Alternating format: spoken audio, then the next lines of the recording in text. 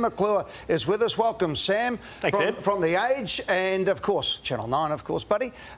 Some big stories already. The review at Carlton hasn't even got started, but it looks like they're starting to make some appointments or at least tug a few coats. That's right, Eddie. They find themselves in a really precarious position, don't they, the Blues? That review that you speak of, the external review from the three-man panel, that begins on Monday. But Carlton are also putting together a hit list of assistant coaches that they're sounding out that they're going to try to buffer their assistant coaches for next year. I guess the problem with that is that they're not absolutely sure David Teague-Carroll is going to be there next year. Pending this review, they've publicly said that he will be the coach from next year. Now, one of these guys, Eddie, that they're sounding out, my understanding, is Chris Newman.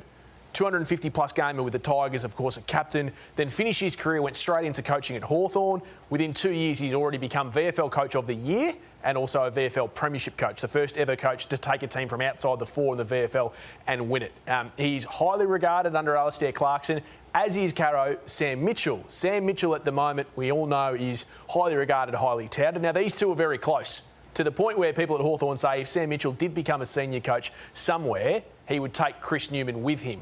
Now, I know how this looks for Carlton. Some people might say you can't be going through a review but also be making appointments or looking to be making appointments at the same time. But as one person told me today at Carlton, while it may look odd on the surface, they can't be sitting on their hands for a review that in 8 weeks might say, hey, you guys need some new assistant coaches. And they say, well, in the process of you doing the review, all the good ones have already been hired. So it's just a difficult situation for the Blues. So, Ross, if you were going to Carlton as senior coach, no, I mean, this is hypothetical, but how would you feel about the club already appointing assistants underneath you? Because we know that David Teague is not safe. Well, it's not ideal if it's a new coach coming in and they want to appoint new coaches. Now, that's a hypothetical because I want to respect the position. But my understanding is this process started a month ago. They're talking to lots of assistants with the view to changing them over. That's my clear understanding. And if you were an assistant, would you go there not knowing who your senior coach is going to be? No, I wouldn't, unless they back the truck. To everyone's point, though, it might not be about appointing anybody, but it's about getting yourself out there and sourcing the interest of some of these people. Well, I think you need to secure the commitment. It started a while ago. You're doing all that, but the other thing, part of it is, if Luke Sayers is running this, he's no fool.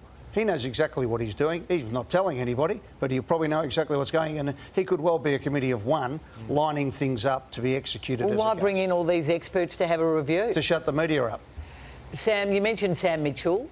Is it your understanding, we spoke about this on Monday night, that Collingwood have in fact approached Sam Mitchell? I think that there has been an informal approach from someone at Collingwood to Sam Mitchell to talk about his contract. Now, his contract is up at the end of the year. I'm not sure the details of that conversation, and I'm not standing here tonight saying that he's the favourite to be the next Collingwood coach. Hang on, his contract's irrelevant with respect. He's an assistant coach. Yeah, absolutely. There wouldn't be a club in the land that would hold an assistant coach from going to Collingwood. But in fairness, Ross, I would argue that Sam is in a slightly different position, given that Alistair Clarkson, the man above him, the man that many people think that he is going to take over in a Kirribilli agreement, may in fact, Alistair Clarkson may not be there next year if you're listening to what Carro's been saying the whole time, even though he's been contracted. So, again, Carlton in a tough position. Hawthorn, once again, Carro, having their assistants taken from them. I mean, we've seen this before, haven't we?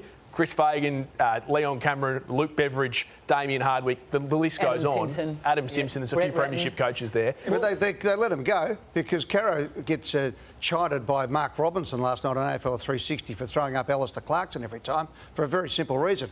Everyone is into Alistair Clarkson. Well, there were some intriguing scenes yesterday when the presidents met, Sam. So all the presidents are talking to the Commission via Zoom, and the subject of taking coaches' wages outside the soft cap came up, something Gillon McLachlan's been pushing. He thinks the coaches have been the worst treated in terms of financials and workload since the COVID pandemic. The cry for those wages not to come outside the cap was led by Jeff Kennett, who was quite passionate that coaches are paid quite enough, that they are not people who should be running the club. And, Gillon, you're in there, you're beholden to them. It's ridiculous.